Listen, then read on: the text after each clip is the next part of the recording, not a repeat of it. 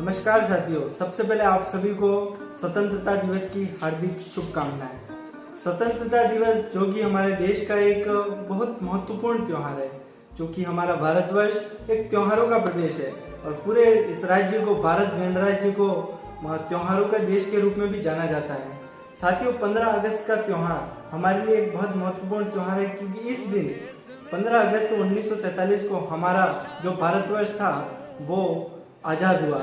यानी कि ब्रिटिश जो शासन हमारे देश पे चल रहा था उससे हमें उस दिन मुक्ति मिली। यह मुक्ति कोई आसानी से साथियों मिली नहीं, हम सभी को पता है। हम बचपन से सुनते आ रहे हैं कि हमारे देश के वीर महापुरुषों ने इस आज़ादी को हमें दिलवाने के लिए बहुत से कष्ट झेले, बहुत सी यातनाएं झेली। किसी ने 28-27 साल तक जेलों में सजा काटी, किसी ने फांसी चढ़े। सुखदेव, राजगुरु, भगत सिंह जैसे वीर पुरुष फांसी चढ़े। इसमें कई महापुरुषों का योगदान रहा, जिनका मैं नाम लूँ तो उंगली पे मैं नहीं गिन सकता। ऐसे महापुरुषों का योगदान रहा और ऐसे महापुरुषों को हम इस दिन याद करते हैं। इसके बाद भी साथियों, भारत के बारे में कहा जाता है कि खड़ा नगराज धरती के समंदर ढाल जैसा है, हमारी संस्कृति के अरूप शुभ टकसाल जैसा है। कोई उपमा में सारे विश्व को कह दे शिवाला, तो हमारा देश पावन आरती के थाल जैसा है।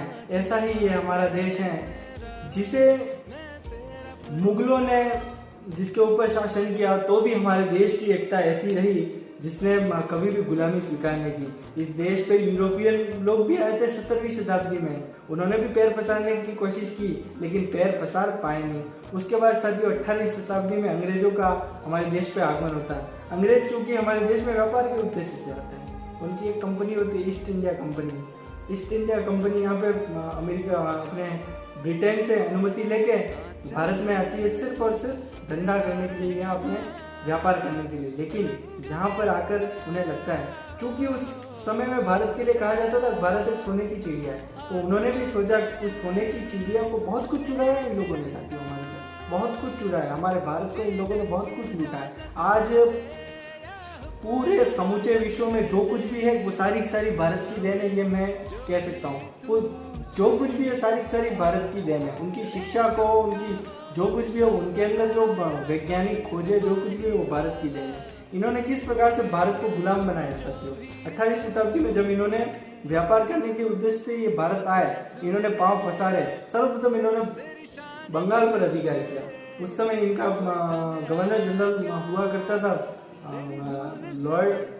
लॉर्ड क्लाइव करके, इनका गवर्नर जनरल हुआ था। प्लासी के युद्ध के बाद इन्होंने बंगाल में सर्वप्रथम देश पे शासन करना शुरू किया। धीरे धीरे इन्होंने पूरे देश को जकड़ लिया और इन्होंने भारत पे भारत शासन अधिनियम लागू किया। सबसे पहला भारत शासन अधिनियम इन्होंने 1858 में लागू किया था। उसके बाद धीरे धीरे इन्होंने जो सत्ता थी पूरी ब्रिटिश क्राउन के साथ हाथ में आ गई थी भारत की सत्ता, और धीरे धीरे इन्होंने हमारे ऊपर एक्ट लागू किए, जैसे मार्ले मिंटो 1909 का हो, मॉन्टेगी ट्रांसपोर्ट 1919 का हो। लेकिन उसके बाद भी भारत ने कभी भी इनकी गुलामी स्वीकार नहीं की।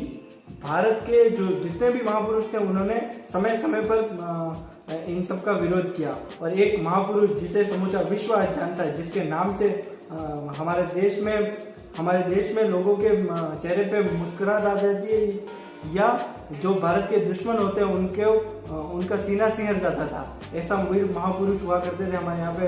हमारे राष्ट्रपिता महात्मा गांधी, उन्होंने भी असहयोग आंदोलन किया हो, सविनय अवज्ञा आंदोलन किया हो। लेकिन जो ये अंग्रेज हुकूमत हमारे ऊपर शासन कर रही थी, उसको हटाने के लिए, उसको डराने के लिए हमने जो प्रयास किए, उनमें से एक बड़ा योगदान ये भी था कि सन 1929 में पंडित जवाहरलाल नेहरू के अध्यक्षता में कांग्रेस का लाहौर अधिवेशन होता है साथियों। उस लाहौर अधिवेशन में ये निर्णय लिया जाता है कि प्रत्येक 26 जनवरी 1930 से प्रत्येक 26 जनवरी को संपूर्ण स्वाधीनता दिवस मनाया जाएगा, ताकि ये अंग्रेज इतने मजबूर हो जाए भारत छोड़ के चले जाए। और अंततोगत्वा यह स्थिति आती है कि सन 1946 यानी 1946 में ब्रिटेन में चुनाव आते हैं। चर्चिल नाम का ब्रिटेन का प्रधानमंत्री होता है।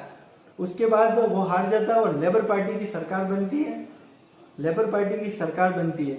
और उसके बाद एटली नामक प्रधानमंत्री बनते हैं वहाँ के, और वो प्रधानमंत्री यह निर्णय करता है कि 3 जून 1947 को भारत नामक जो भारतीय उपमहाद्वीप है उसको आजाद कर दिया जाएगा। लेकिन साथियों उसमें भारत का अंतिम वायसराय होता है माउंटबेटन नाम का। माउंटबेटन अपनी पूरी योजना प्रस्तुत करता है। उसमें माउंटबेटन कहता है कि भारत को विभाजित किया जाएगा और भारत और पाकिस्तान नाम के दो स्वतंत्र प्रांत बनेंगे और भारत की जितनी भी देशी रियासत है उन सबको आजाद किया जाता है। और भारत के बंटवारे का जो मूल है वो माउंटबेटन ही है। वो भारत को खत्म करना चाहता था, लेकिन साथियों फिर भी हमने विभाजन स्वीकार किया और धीरे धीरे जिस प्रकार से उन्होंने 3 जून 1947 की डेट फाइनल की। लेकिन लॉर्ड माउंटबेटन चाहता था कि भारत 3 जून 1947 को आजाद नहीं किया जाए।